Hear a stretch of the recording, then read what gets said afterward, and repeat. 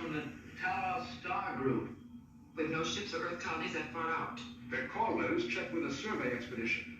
SS Columbia.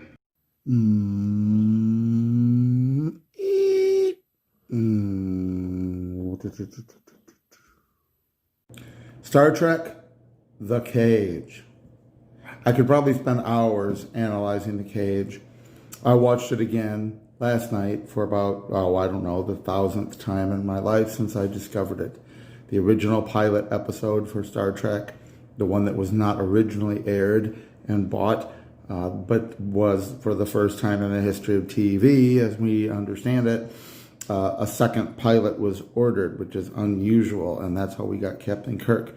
The original pilot covers the story of Captain Christopher Pike and the Enterprise's visit to Talos 4. And most of you, if you're watching this, you know the story.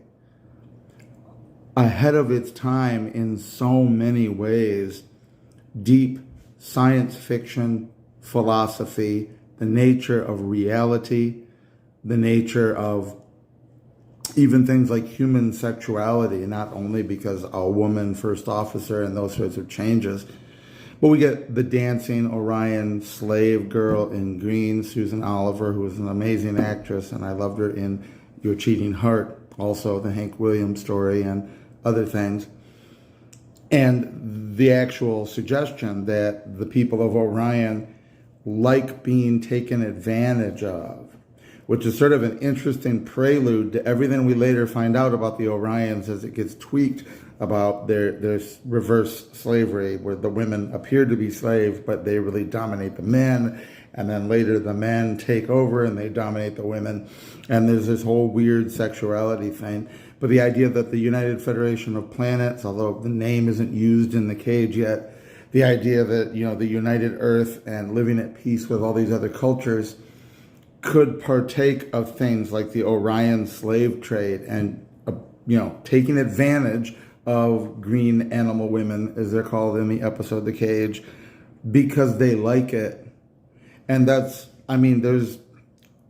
a great insight into some rather, especially unusual for the time, sexuality taking place there, which again comes up when the Telosians are examining Captain Pike. And he says something to Vina along the lines of, you were like a wild little animal in the camp, and I noticed you.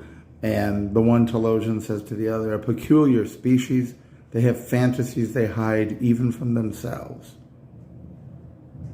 And if you catch it, if you're paying attention, it opens the door to all sorts. What do they mean by that? Is when he says wild little animal, is there something very primitive going on there? Is there even some sort of, are the Telosians imagining bestiality? What exactly is being brought into question?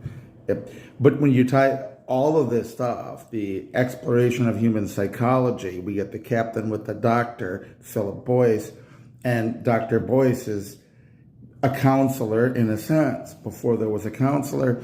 And the discussion over the martini, where we have a heroic captain who just won a victory in battle before the episode opens, and yet he's very troubled. He's troubled by his own weakness. He's troubled by his own failure. He's troubled enough to be ready to quit. This is the time in which this show is made. You think about this. That is not how heroes were portrayed. That's not how you imagined your generals and your cowboys and other great heroic sheriffs and marshals of the Westerns that were popular. The idea that the good guy would ponder the losses and question his own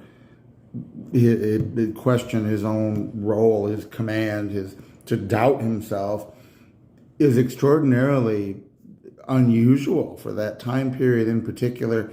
And again, this episode that lasts about an hour uncut, and yet it covers so many amazing things that pave the way for the future Star Trek, they thought this one was too cerebral, and we ended up with Where No Man Has Gone Before, and the fist fight with Gary Mitchell over the grave. Honestly, I look at that, looking back on it in The Cage, you had the fight with the Kanar in the one flashback to the war. the battle that he had just come from, and I'm blanking on the name of the planet. So I don't know. I think probably because the ending was anticlimactic in the sense that the aliens were not just simple, the Telosians were not simple black and white bad guys that get their butts kicked at the end, that they actually let the humans go and they learn something from the experience and etc. Whereas the networks were looking for something more like good guy, bad guy. And we ended up with Captain Kirk, though we do get a lot of complex characters in the original Star Trek, like the Pike and Boyce conversation.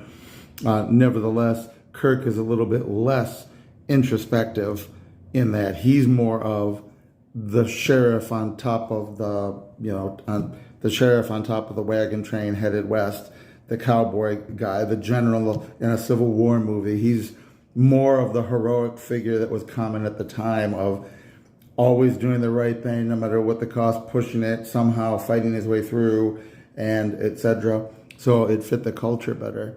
But the Cage, I think, really just stands out as the best of Star Trek exemplified and the best of Star Trek pre-Star Trek. I mean, it really is insight into what Roddenberry was shooting for as he tried to get it through network executives and get it to the public, and to get the public to consume this and to have enough of the stuff they were used to watch it and enjoy it, but to have enough depth to it that eventually it starts to sink in. And that is really one of the great things about Star Trek. And I will never get tired of watching The Cage, even though I can quote all the lines like a total nerd, if I'm thinking about it.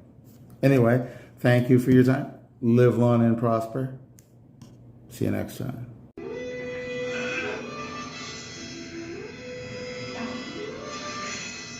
Wrong thinking is punishable. Right thinking will be as quickly rewarded. You will find it an effective combination.